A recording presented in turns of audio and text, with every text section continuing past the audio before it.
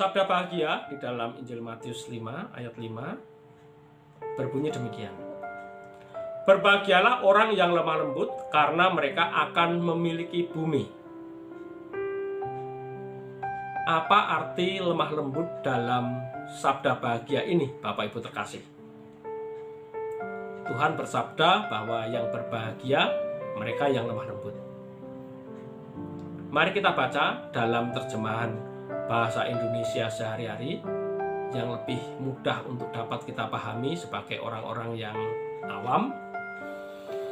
Berbahagialah orang yang rendah hati, Allah akan memenuhi janjinya kepada mereka. Jadi rendah hati itu sama dengan kelemah lembutan. Orang yang rendah hati akan menerima penggenapan janji Allah di dalam kehidupannya. Yang menjadi renungan kita adalah bagaimana supaya kita ini bisa hidup dalam kerendahan hati tersebut. Seperti kita ketahui, Bapak Ibu, kita hidup di tengah dunia di mana masih banyak orang belum mendengar berita Injil, belum menerima keselamatan di dalam Yesus, dan hidupnya belum diperdamaikan dengan Allah. Bahkan orang-orang yang ada di dalam gereja pun seringkali juga belum tentu memiliki kehidupan yang berdamai dengan Allah. Sehingga orang-orang yang masih hidup dalam sifat dosa, mereka bisa saja menimbulkan masalah dalam kehidupan kita. Terutama bagi gereja Tuhan, sepanjang sejarah, gereja bertumbuh dalam penganiayaan. Aniaya yang dihadapi gereja timbul dari kesalahpahaman dari orang-orang yang belum menerima Yesus Kristus sebagai Tuhan. Sehingga karena kesalahpahaman tersebut timbullah kebencian. Kebencian membuahkan penganiayaan terhadap gereja Tuhan, menimbulkan fitnah terhadap orang-orang yang telah berdamai dengan Allah melalui Tuhan Yesus Kristus. Dan hal itu sudah difirmankan oleh Tuhan Yesus dan dicatat di dalam Injil Yohanes 16 ayat 33. Saya akan bacakan. Semuanya itu kukatakan kepadamu supaya kamu beroleh damai sejahtera di dalam Aku.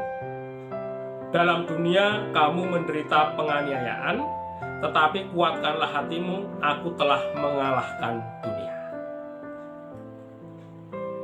Di dalam dunia, gereja mengalami aniaya.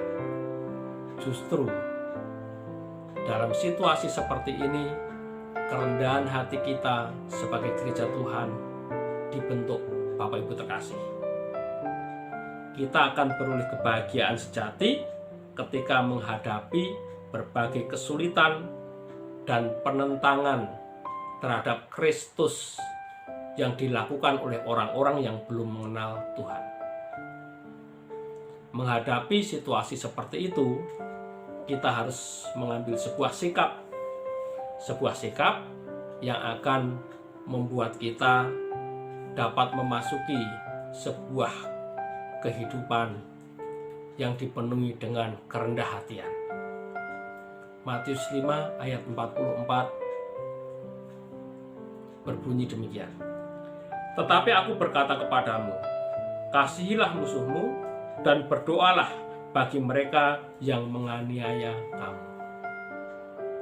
Bapak Ibu terkasih, yang pertama, kita akan bisa hidup dalam kelemah lembutan dan kerendahan hati kalau kita bisa mengasihi orang-orang yang memusuhi kita. Bukan hanya mengasihi, tetapi juga berdoa untuk mereka. Bagaimana? Apakah Bapak Ibu sudah suka berdoa untuk mereka yang menganiaya gereja, membenci orang Kristen, dan menuduh umat percaya adalah orang kafir? Kebanyakan orang berdoa hanya untuk dirinya sendiri, hanya untuk kepentingannya sendiri, dan juga untuk orang-orang yang dikasihi. Tetapi Alkitab mengajarkan kepada kita agar kita berdoa bagi mereka yang membenci kita.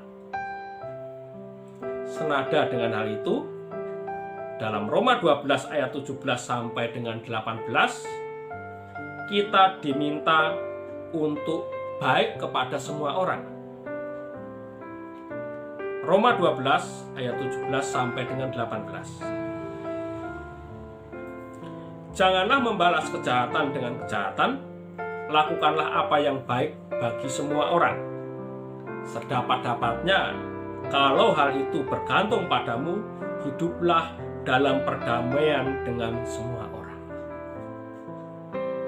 Kita harus belajar untuk hidup berdamai dengan semua orang, siapapun mereka, apapun suku dan agamanya. Kita harus belajar untuk berdamai. Sekalipun ada orang-orang tertentu yang mungkin memusuhi kita, membenci, dan juga tidak suka dengan kita karena kita pengikut Kristus. Alkitab mengatakan, sedapat-dapatnya kalau hal itu bergantung padamu, hiduplah dalam perdamaian dengan semua orang.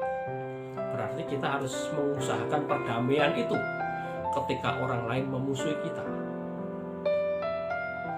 Dengan cara apa? Langkah pertama adalah berdoa untuk mereka. Berkati, doakan agar mereka juga beroleh kasih karunia Tuhan seperti kita telah mendapat keselamatan dari Tuhan Yesus. Sikap demikian tentulah menimbulkan penderitaan bagi daging kita, tetapi akan mendatangkan sukacita bagi roh dan jiwa kita, Bapak Ibu terkasih. Lebih dari itu, jika kita berhasil memiliki kelemah lembutan dalam menghadapi penentangan dunia, kita akan mewarisi bumi. Yang artinya, kita akan menikmati penggenapan janji Tuhan atas kehidupan kita. Yaitu janji tentang kehidupan kekal, janji tentang damai sejahtera, janji tentang sukacita di dalam Kristus. Puncaknya adalah kehidupan kekal bersama Tuhan Yesus di langit baru dan bumi yang baru. Seperti yang tertulis dalam 2 Petrus 3 ayat 13. Tetapi sesuai dengan janjinya, kita menantikan langit baru dan bumi yang baru di mana terdapat kebenaran. Kalau kita rindu dapat masuk Yerusalem baru, hidup di langit dan bumi yang baru bersama dengan Tuhan Yesus Kristus, maka langkah pertama adalah kita harus berjuang untuk rendah hati, memaafkan, mendoakan, memberkati mereka yang memusuhi gereja Tuhan. Demikian renungan saat ini. Tuhan Yesus